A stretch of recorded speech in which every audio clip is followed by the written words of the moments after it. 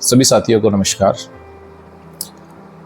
आज हम बात करने वाले हैं म्यूचुअल फंड से रिलेटेड एक और नए टॉपिक पर। तो देखिए, आप लोग सुनते रहते हैं, आजकल काफ़ी जगह डिस्कशन होता है, यूट्यूब पे भी हम सुनते हैं कि म्यूचुअल फंड काफ़ी अच्छा है, म्यूचुअल फंड सही है, एसआईपी कीजिए, लॉन्ग टर्म इन्वेस्टमेंट में म्यूचुअल फंड सबसे बेस्ट है।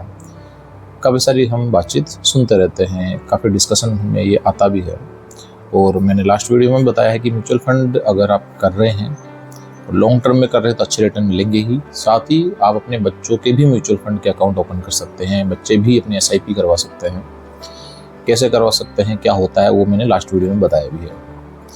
तो इसी वीडियो में आज हम थोड़ा सा और आगे की डिटेलिंग पे बात करेंगे कि अगर मुझे म्यूचुअल फंड समझ में आ रहा है, मुझे ये समझ में आया कि हाँ ये अच्छी चीज़ है और मुझे इसमें इन्वेस्ट करना चाहिए, तो अगर मुझे इसमें इन्वेस्ट करना चाहिए तो सबसे पहले इम्पोर्टेंट है कि इसमें मेरा अकाउंट ओपन होना चाहिए। तो अकाउंट ओपन कैसे होगा, अकाउंट ओपन करने के लिए क्या क्या डॉक्यूमेंट चाहिए और उसका प्रोसेस क्या होता है, उस पर हम थोड़ी सी बात करेंगे।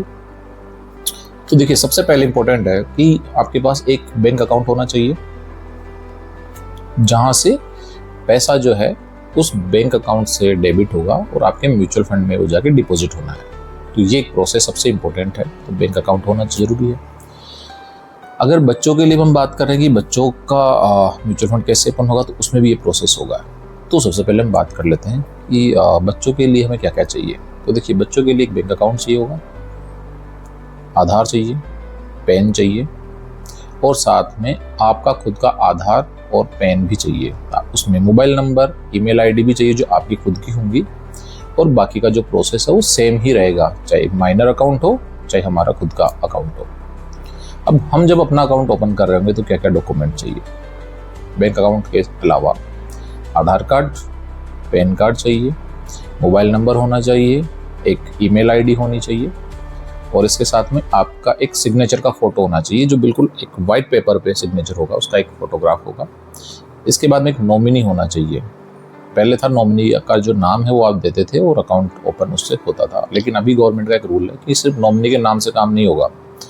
अब नॉमिनी का एक आईडी प्रूफ भी चाहिए, जैसे उसमें आधार कार्ड का ऑप्शन भी आता है, वोटर आईडी कार्ड का भी ऑप्शन आता है। तो आधार कार्ड के जो डिजिट हैं, लास्ट 4 डिजिट हैं, वो उसमें डालेंगे और उनका मोबाइल नंबर, ईमेल आईडी, या ईमेल आईडी नहीं है तो आप अपना भी डाल सकते हैं। इस प्रोसेस में नॉमिनी रजिस्टर्ड करवाना ज़रूरी होता है। तो ये सब डॉक्यूमेंट के बाद में बैंक का मैंडेट होता है। उसके बाद में 1 या 2 दिन के अंदर आपके पास एक्टिवेशन का मेल आ जाता है और साथ में आपका जो बैंक का मैंडेट है वो एक मेल आ जाता है, यानी कि बैंक आपके म्यूचुअल फंड से कनेक्ट हो चुका है।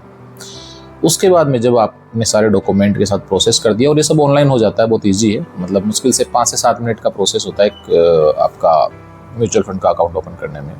तो सारे डॉक्यूमेंट वो ऑटोमेटिकली जिस भी आप लिंक के थ्रू, जिस भी आप ऐप में कर रहे होंगे, उसमें ऑटोमेटिकली 1 बाय 1 वो डॉक्यूमेंट की डिमांड आती रहेगी, आप अपलोड करते जाएंगे और आगे प्रोसेस होता चला जाएगा। सारे डॉक्यूमेंट अपलोड करने के बाद में एक लाइव फोटो वेरिफिकेशन होता है, जिसमें ऑटोमेटिकली एक लिंक जनरेट हो जाता है और कैमरा ऑन होता है और आपका एक फ़ोटो होता है। फ़ोटो आपको लाइव खींचना पड़ता है, एक प्लेन दीवार के सामने, वाइट दीवार भी हो सकती है उसके सामने।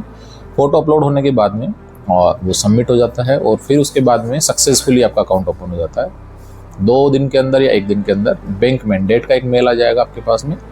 उसके बाद आपको ये तय करना पड़ता है कि मुझे अपनी एसआईपी किस डेट में मेरे बैंक अकाउंट से म्यूचुअल फंड में जानी चाहिए।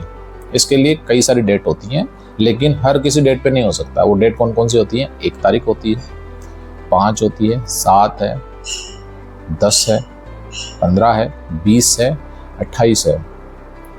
इस तरह से वो डेट होती हैं। तो उन डेट में से ही आपको कोई एक डेट चुननी पड़ती है।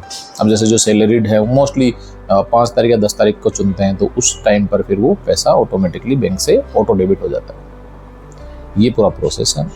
इसके अलावा अगर आपको लगता है कि मेरे पास लमसम आता है, या मतलब एक मुश्त पैसा आता है, कभी कभी सैलरी नहीं आ रही है लेकिन मेरा बिजनेस है या मैं कोई और काम करता हूँ, उसमें मेरे साथ एक साथ पैसा आ जाता है, तो उस एक साथ पैसे को आप जब चाहें जब डाल सकते हैं। 2 या 3 दिन में वो प्रोसेस होकर आपके म्यूचुअल फंड के ऐप में दिखना शुरू हो जाता है, दिखने लग जाता है, शो हो जाता है, राइट। उसका प्रोसेस क्या है, जब अकाउंट ओपन हो जाता है तो उसमें सिंपल प्रोसेस है।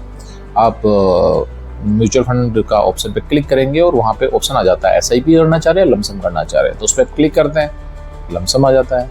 और कौन से म्यूचुअल फंड में वो इन्वेस्ट करना है, उस म्यूचुअल फंड को वहाँ टाइप करेंगे। उसके बाद में कितना अमाउंट आप देना चाह रहे हैं वो अमाउंट टाइप करना होता है, और फिर ऑटोमेटिकली वहाँ पे ऑप्शन आ जाता है कि आप बैंक मैंडेट जो हो रखा है उसके थ्रू जाना चाहते हैं, कोई और ऑप्शन के थ्रू पैसा डालना चाह रहे हैं, नेट बैंकिंग के थ्रू या कोई और थ्रू।